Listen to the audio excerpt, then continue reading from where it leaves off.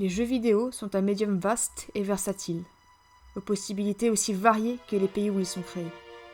Cependant, au fur et à mesure que les jeux se sont complexifiés et qu'une dépendance sur le texte a émergé, une nouvelle barrière s'est dressée sur le chemin des joueurs à travers le monde. La barrière linguistique. Du simple jeu de plateforme au visual novel dont le gameplay entier repose sur le texte, c'est toujours un plus pour de nombreux joueurs de pouvoir profiter d'un jeu dans leur langue natale. Et tout le monde n'a pas les capacités, ni forcément l'envie, d'apprendre une toute nouvelle langue pour pouvoir jouer. C'est à ce moment-là qu'entre en jeu une facette passant souvent inaperçue dans le monde du jeu vidéo, la localisation.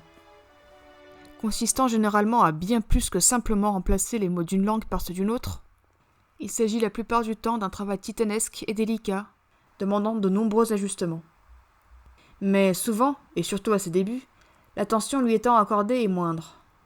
C'est dans ce genre de situation qu'on se retrouve avec des cas comme le sujet d'aujourd'hui. Un petit jeu, restant souvent dans l'ombre, du nom de... Clock Tower.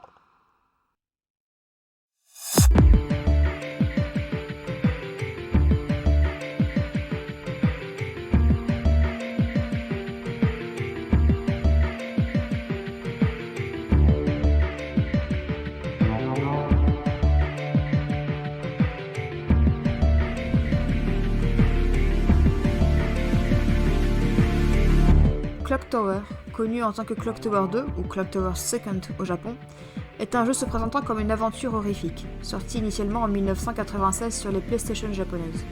Comme son numéro l'indique, il s'agit de la suite directe de Clock Tower, sorti un an plus tôt sur Super Famicom.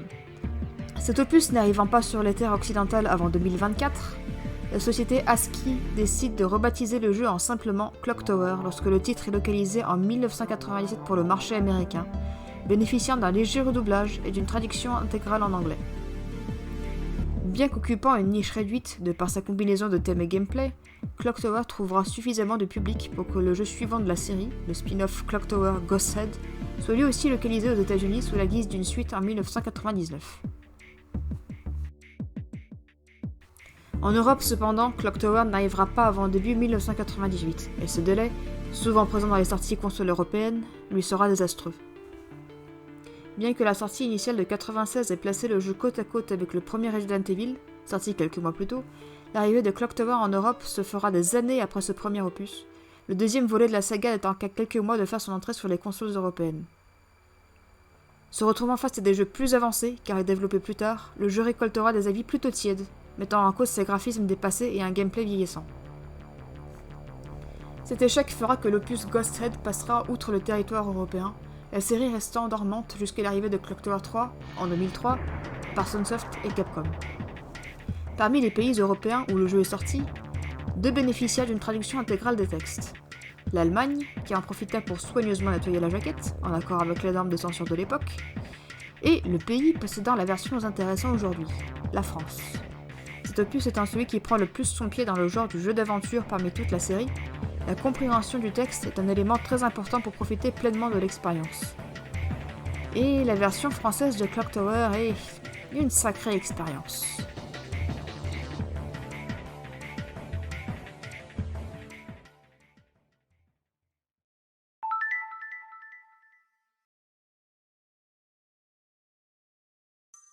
Le français est, par définition, une langue complexe, pleine de règles de grammaire que personne ne comprend vraiment. Il est donc naturel que, entre ça et des traducteurs qui prennent quelques libertés pour s'amuser, des coquilles se glissent dans le script. Et ça arrive même aux plus grosses séries. Clock Tower n'en est pas exempt, même si le nombre de coquilles à proprement parler est surprenamment bas, et les cas présents semblent être plus le résultat d'un dérapage de doigts ayant placé un espace ou une lettre au mauvais endroit qu'autre chose.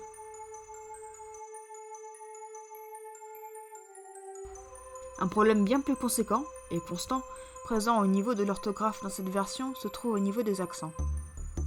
Que ce soit A ou A, ou, tâche ou tâche, les accents sont omniprésents dans la langue française et ont leur importance.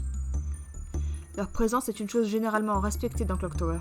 Cependant, l'affaire de quel accent va où semble s'être révélée plus compliquée pour la ou les personnes chargées de la traduction. Le ou de position est constamment orthographié avec un accent circonflexe, qui est une forme inexistante dans la langue. Quant aux accents aigus et graves, ils passent leur temps à échanger leur position entre les différents écrans et sous-menus, ce qui pourrait même pousser à croire qu'il s'agit d'un problème de police mal calibré, plus qu'une véritable erreur de la part des traducteurs.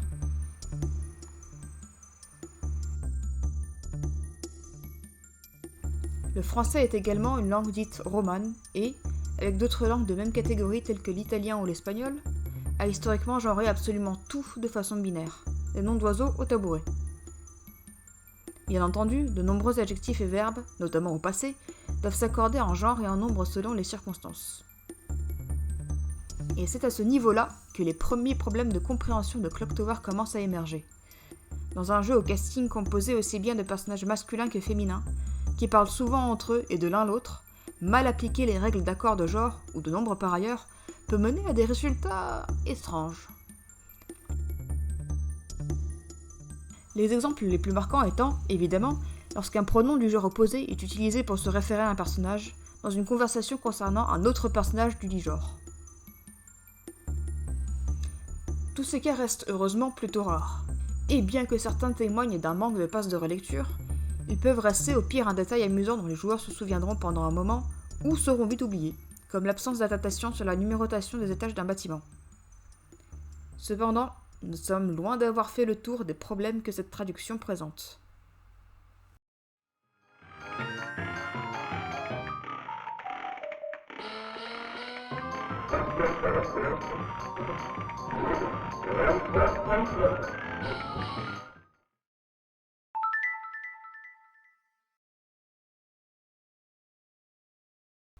Bien que des éléments laissés en anglais, comme le menu pause, soient acceptables car encore souvent la norme à l'époque, et ce quelle que soit la langue, arriver sur le menu principal et se retrouver face à un data chargé peut amener quelques questions avant même que le jeu ne soit lancé à proprement parler.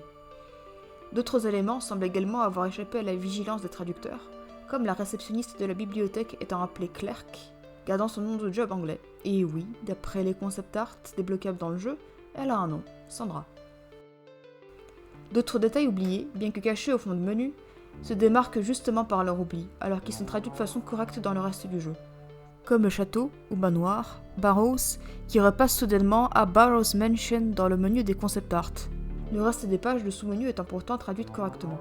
En revanche, la coquille dans le nom de Jennifer, déjà présente dans la version anglaise, est soigneusement gardée. D'autres éléments, quant à eux, sont traduits alors qu'ils n'en ont pas besoin. Un autre piège dans lequel tombe cette version française est celui des doubles sens et autres faux amis. Dans toutes les langues, un même mot peut se référer à plusieurs concepts différents.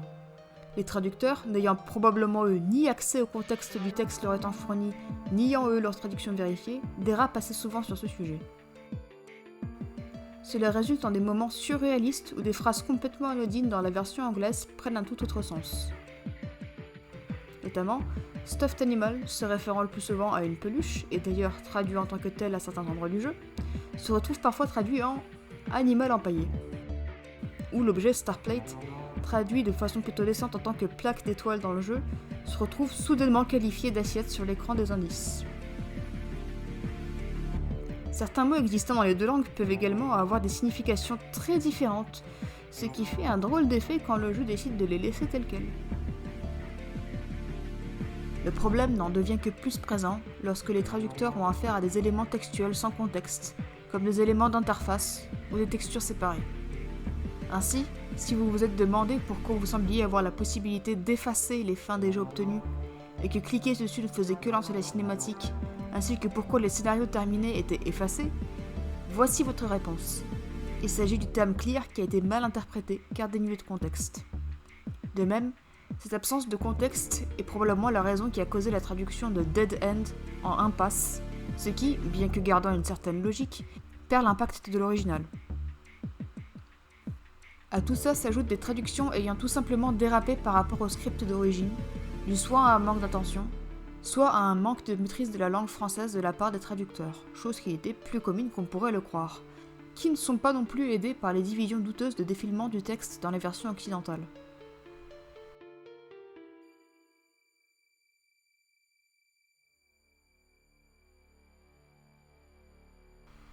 Bien que des erreurs sur des mots épars puissent déjà se révéler être un problème conséquent pour la compréhension des textes, ce n'est malheureusement pas la seule chose qui vient perturber l'expérience dans cette version du jeu.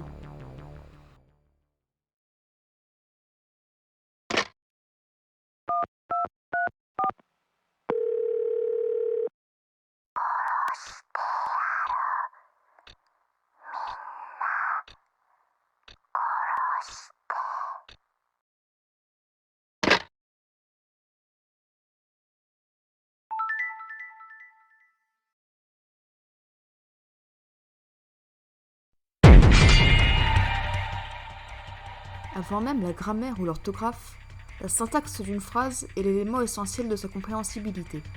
Allant de la ponctuation à la structure générale, la façon dont elle est construite joue un rôle intégral dans son interprétation par le lecteur.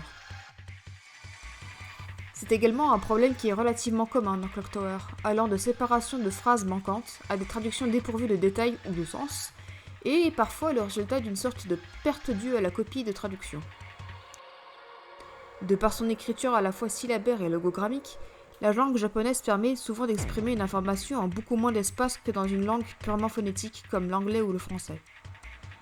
L'espace alloué au texte, et même aux lettres, dans la mémoire du jeu n'étant pas illimité, des détails ont d'ores et déjà sauté lors de la transition de la version originale à la version américaine. Tout cela n'arrange pas le cas de la version française lorsqu'elle décide de jeter à la poubelle d'autres détails, laissant certaines phrases à l'état de squelette simplifié au possible de la phrase anglaise, et encore plus quand elle est comparée au texte d'origine. Ceci peut évidemment se combiner avec les autres problèmes du jeu, résultant dans des situations comme l'exemple suivant. Une interaction optionnelle se retrouvant dans le premier scénario de Jennifer. L'un des casiers dans une pièce au premier étage contient un objet décrit comme étant une culotte dans la version française. L'objet n'étant pas représenté visuellement, la description donnée par Jennifer est le seul moyen donné au joueur pour se représenter la scène. Dans la version anglaise, le terme utilisé est underpants, et l'objet est décrit comme étant étendu pour sécher. La version originale précise en plus qu'il s'agit probablement d'une rechange. La description française, décidant d'omettre tous les détails et qualifiant simplement l'objet comme une culotte qui sèche, peut donner une vision assez différente de la scène par rapport aux autres versions, et n'est pas la seule phrase à subir ce traitement. La langue française, contrairement à l'anglais, inclut des niveaux de politesse dans les pronoms utilisés pour se référer à un interlocuteur. Un pronom informel, tu, et informel, vous. Les choix que fait Clock Tower au niveau de l'utilisation d'une forme ou d'une autre sont généralement corrects, à l'exception de quelques moments bizarres où les personnages passent du vouvoiement au tutoiement et vice-versa, même quand ça n'a aucun sens. Inutile de préciser que, selon la forme utilisée, l'impression donnée par une phrase n'est pas la même. Et c'est là qu'entre en jeu un personnage du nom de Nolan Campbell.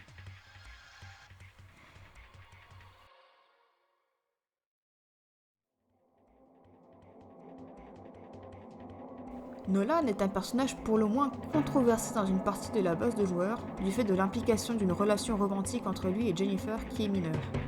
Cependant, dans cette version du jeu, il est aussi caractérisé d'une manière assez particulière par rapport à ses équivalents anglais et japonais.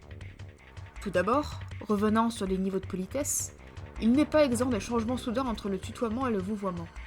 Bien qu'étant loin de régler entièrement le problème, et ses actions en elles-mêmes restant inchangées, la version française a au moins l'avantage de rendre les interactions aux expressions formelles un peu moins dérangeantes. Cependant, Nolan possède une autre particularité dans sa manière de parler, qu'aucun autre personnage du jeu n'a, et c'est ses expressions. Bien que l'utilisation des expressions françaises a évolué depuis 1998, rendant certaines obsolètes de nos jours quoi qu'il arrive, cette interprétation du personnage a l'incroyable talent de sortir de nulle part des expressions tellement obscures qu'elles sont inconnues de tous les recueils d'expressions de toutes époques ou ne sont plus utilisées depuis les années 60, d'autant plus souvent dans une forme tronquée. Bonus si la traduction se trompe, tel le magnifique dérapage qui est le cas actuellement montré, où le sujet de la phrase est changé sans aucune raison, le tout pendant que le doublage anglais donne un indice sur la véritable signification de la réplique. Farewell present when I retired. So it used to hang in the Barrows mansion. Yes, what wonderful times they were. Cependant, Nolan n'est pas le seul à utiliser des expressions étranges qui ne conviennent pas forcément à la situation. Le jeu est parsemé d'utilisations incongrues de langage familier là où il n'a rien à faire. et la traduction peut manquer de cohérence sur un même terme utilisé dans le même sens à chaque fois, malgré les références des versions anglaises et japonaises. D'autres phrases subissent un tel dérapage sorti de nulle part que leur signification disparaît complètement.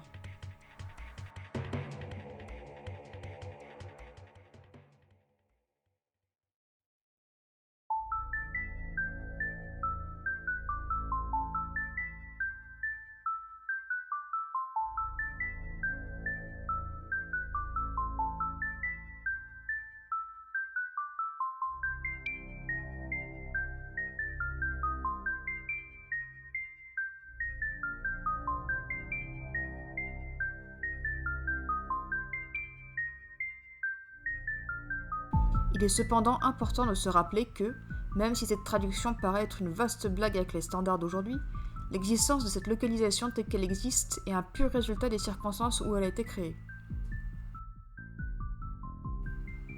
Les traductions de qualité, surtout dans les langues européennes, étaient plus l'exception que la norme. Et encore, la France était dans le haut du panier, avec des traductions comme celle de Julien Bardakov pour les premiers jeux Pokémon, ou Véronique Chantel, responsable des versions françaises de nombreux jeux Nintendo qui, bien que prenant souvent des libertés, offrait une expérience fluide et cohérente. En plus de cela, Clock Tower était un jeu déjà vieux au moment de sa sortie en Europe, ayant épuisé sa durée de vie sur d'autres marchés et occupant une niche minuscule depuis longtemps réquisitionnée par des jeux plus gros sur le territoire. Il est donc très probable qu'Aski n'ait pas voulu investir trop d'efforts et de moyens dans la traduction d'un jeu qui ne rapporterait au final pas grand-chose. Ce qui est dommage, car certaines parties de cette traduction sont légitimement compétentes et pleines de charme, mais finissent étouffées sous la tonne de petits et gros détails qui ne vont pas dans le reste du texte.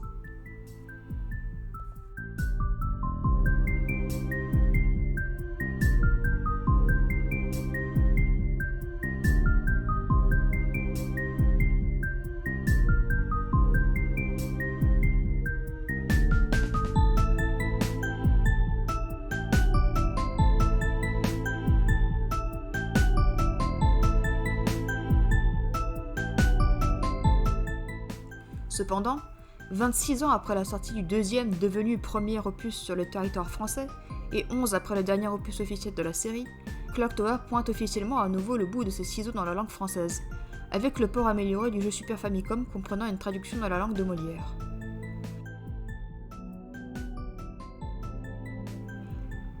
Même s'il ne s'agit peut-être que d'un port, cela laisse tout de même une nouvelle occasion pour la série de planter des racines solides en Europe et en France, et une traduction de qualité pourra jouer un rôle crucial dans l'acquisition de nouveaux joueurs. Aujourd'hui, les moyens et le soin pouvant être apportés aux traductions sont infiniment supérieurs à ceux de l'époque, et une traduction simplement décente permettant de finir le jeu ne fera plus l'affaire. Clock Tower mérite une traduction qui soit bonne.